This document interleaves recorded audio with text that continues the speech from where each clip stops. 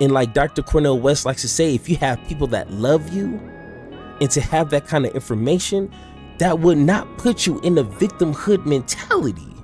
I'm just so trying to understand how that will make you feel like you're a victim and not victorious. Because if you know your history, you know that there was a lot of courageous people who put their lives on the line for you. Hey, what's going on? Thank you for watching Power to the Pod, where we are committed to intellectual integrity and the moral honesty. Now, in this video, we're going to be talking about Jordan B. Peterson having an interview, and I hope I'm saying her name correctly, Amala. She's a YouTube personality. She switched from the left to the right, and now she's like, you know, a speaker or someone who represents PragerU. Now, a lot of these videos have been popping up on my YouTube channel because, you know, I watch a lot of political content, a lot of religious content, and from the videos that I've seen from her has been pretty neutral. She had a debate with Destiny, and it feels like she was real genuine. She wasn't trying to play that whole, you know, got you type of debate or conversation. So from the few videos that I've watched from her, was pretty decent. You know what I'm saying? I didn't have any crazy objections. I'm pretty sure I disagree with some of the things she said, but nothing to arouse a video from. But with this one here, when she's talking to Jordan Peterson, and I'm pretty sure if you're watching this, you know who Jordan Peterson is. It just gets weird. You know what I'm saying? And it's two parts in this video. We're going to just focus on one in this video here, but she talks about briefly her upbringing and how her mother was, you know, a radical leftist and always, you know, pushing propaganda to, you know, her daughter, and she thought that turned her into a victimhood mentality.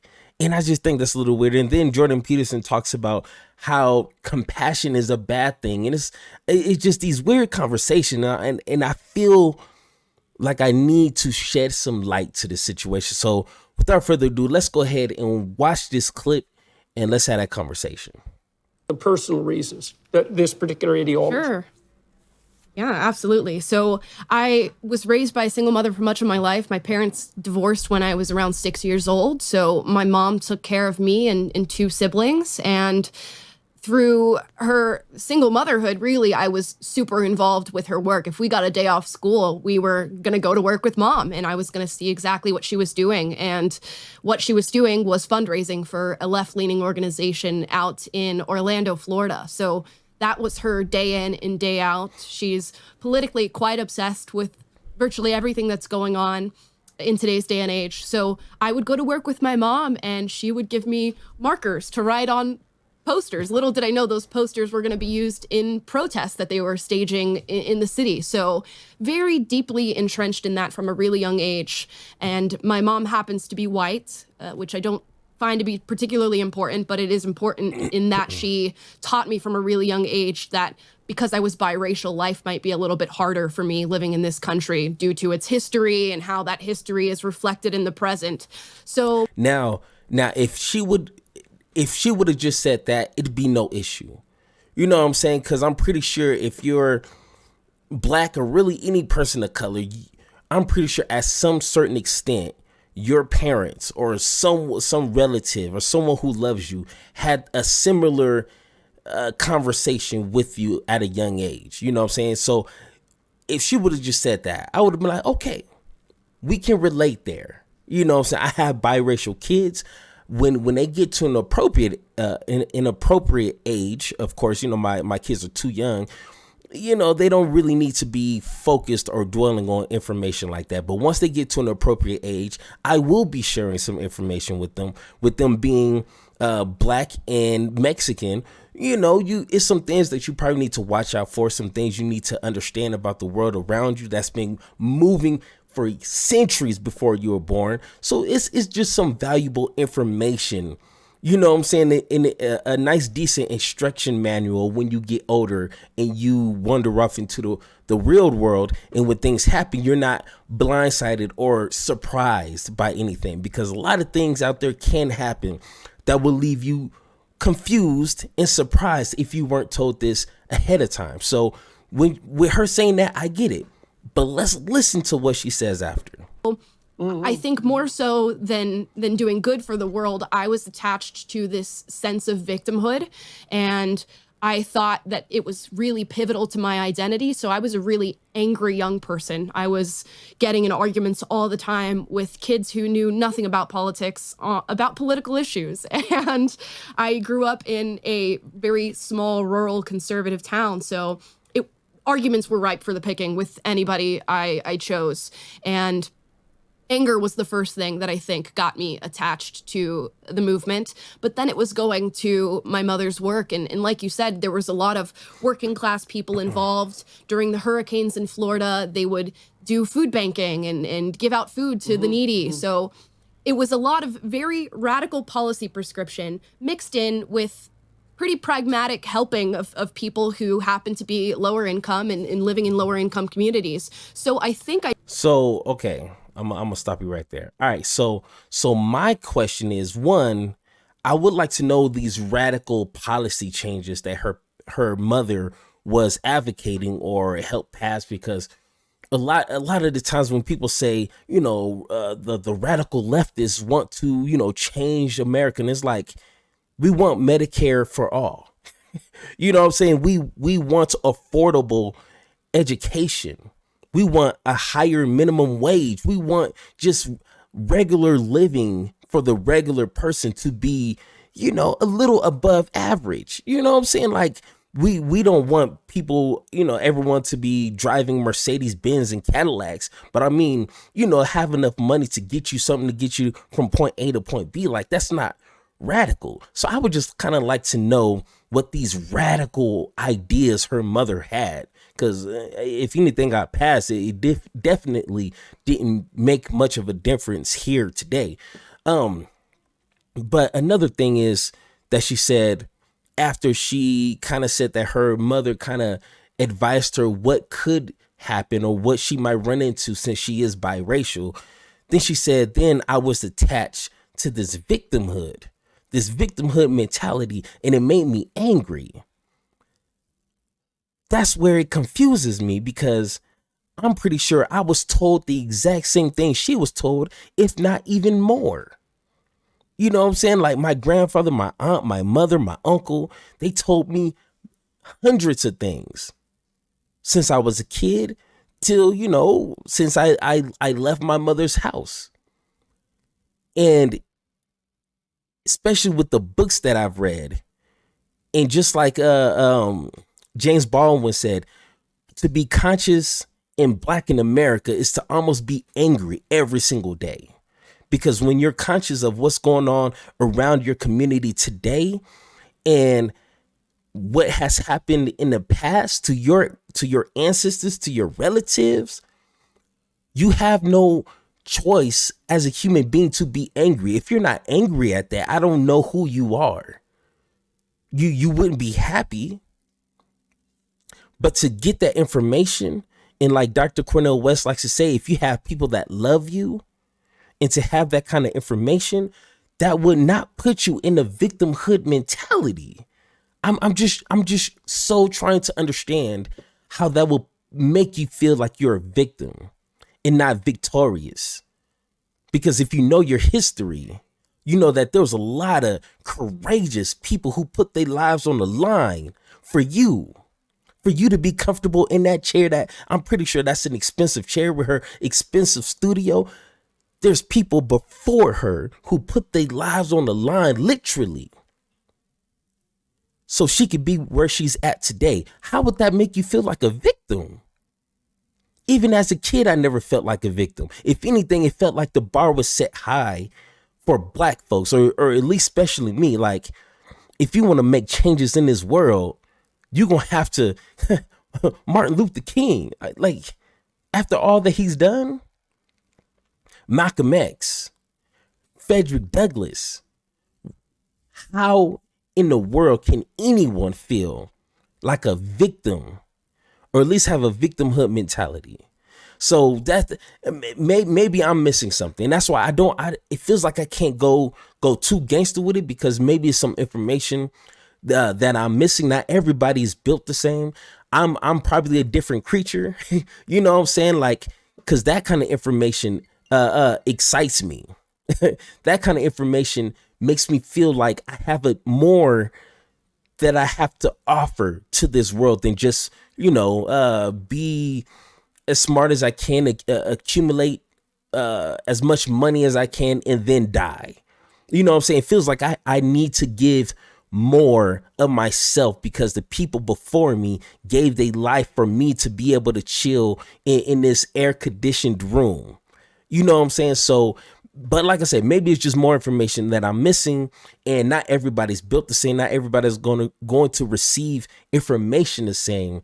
And maybe she felt like, a victim. But I mean, with this channel, if you're listening, and for whatever reason, if you feel like you're a victim because of the information and the history that you have learned, you need to subscribe, because hey, I'm gonna put you on game, and I'm gonna make you victorious instead of a victim. I guarantee that. If you're gonna learn one thing on this channel, it's that. So let's listen to what Jordan Peterson has to say. I just got my wires crossed in thinking that because we were doing good on a small scale, that meant that these radical prescriptions that we were calling for were also good. Yeah, well, that's a critical point, because, okay, so let's delve into that a little bit and think it through. So, Sure. Look, it's definitely the case that one of the sources of sophisticated morality is compassion, right? Although Yep. we're making a big mistake in the modern world by elevating compassion to the, what would you call, status of unique virtue, because there's lots of other more primordial building blocks of virtue that are as important as compassion. So, for example, everyone's enjoined now to not be judgmental. And that really means to be casually dismissive, and I do think casually dismissive is a mistake, but judgmental, discriminating, that's not a mistake, that's a virtue. Because to be judgmental and to be discriminating means that you dispense with what isn't worthy, and you pursue what is worthy. And Okay. First off, maybe I got my information incorrect here. I mean, he has doctor in front of his name, so I'm just assuming I have to be the one that's wrong. You know what I'm saying? Because I'm just a regular YouTuber. But to be judgmental and to discriminate, and I think this is where Candace Owens got her information from, and she took this whole left field and just sound like a complete idiot. But to be judgmental is to look at a situation, or look at someone's opinions or whatever that they're into, and judge it based off your morals and your understanding and your opinions and your perspective. But to discriminate, that takes no conversation. You can discriminate just by looking at someone who's 20 feet away from you.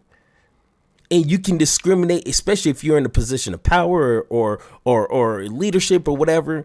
If you discriminate against someone, that's usually off the sexual orientation, gender, race. How does that compare with judging? You know what I'm saying? Like, to me, at least, those are two different words. Those are two different meanings. Those are two different kind of conversations that you're having, because I'm judging every day. When I'm listening to someone having a conversation about economical policies or reparations, I'm judging and critiquing what you're saying. But if I'm discriminating, to me, that's not a conversation. That's just my bias. That's just my prejudice speaking. You know what I'm saying? So I don't know. Maybe that's above my pay grade. I don't know. But to me, it just feels like he's just trying to say too much without saying nothing. truthful is a virtue. And, well, we can start with that. sensitive to beauty as a virtue.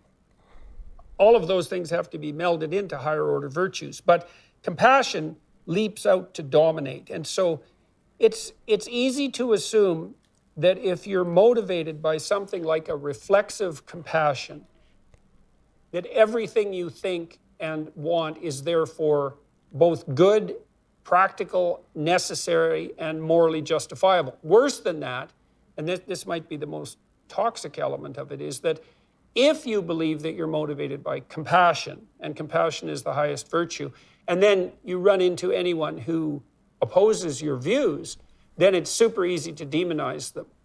And Yes. that's also a huge problem. Now, I think that's rooted to some degree in the neurology of maternal compassion. So think about it this way. Okay, yeah, don't need to hear your example because then he's going to start talking about something else. But to me, compassion is probably the number one virtue. Now, I know we just heard the doctor say that compassion is probably doesn't need to be on a pedestal like that. But one, to counteract what he just said is if compassion is your number one virtue and you run into someone who disagrees with you, it's easy to demonize them.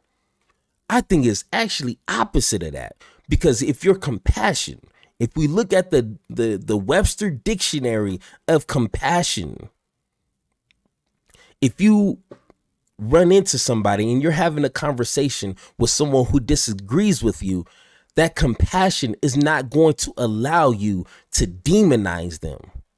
If anything, that compassion should try its best to sympathize and empathize with that person. If you're a Trump supporter and you feel like, X, Y, and Z needs to be done, I'm going to try my best to put myself into your shoes, to look from your perspective and to try to understand as much as possible. I'm not saying you're always going to understand everybody, but compassion is going to soften your tone with that person. You know what I'm saying? Be like, hey, I know we disagree, but X, Y, and Z. Like a perfect example is Martin Luther King. It was a story that was told when he was doing one of his marches, and he was thrown in jail, obviously. And when he was in jail, one of the jailers was walking by or something and said something smart. And Martin Luther King asked him, he was like, hey, brother, in my Martin Luther King voice, hey, brother, how much do you make? And the jailer turned to him and said, not enough, or, very little amount. And his response, Martin Luther King's response was, well, damn, you should be marching with us. That's compassion. He's able to use his compassion to cut through the race barriers, the policing and throwing me in jail. He was able to cut past that and find something that they both can agree on. You know what I'm saying? That's one beautiful thing that Martin Luther King was able to do, was use his compassion as a human being. He didn't just fight for black folks, even though that was his main focus. But he understood with his compassion, he can cut through here and reach here.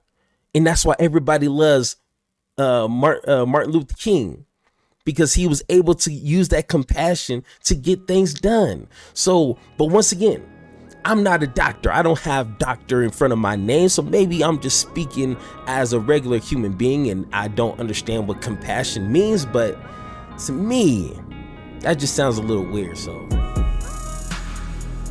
thank you for listening, and don't forget to join the conversation by subscribing. Make sure to tune in next time, and like always, power to you, power to me, power to the people, power to the pod.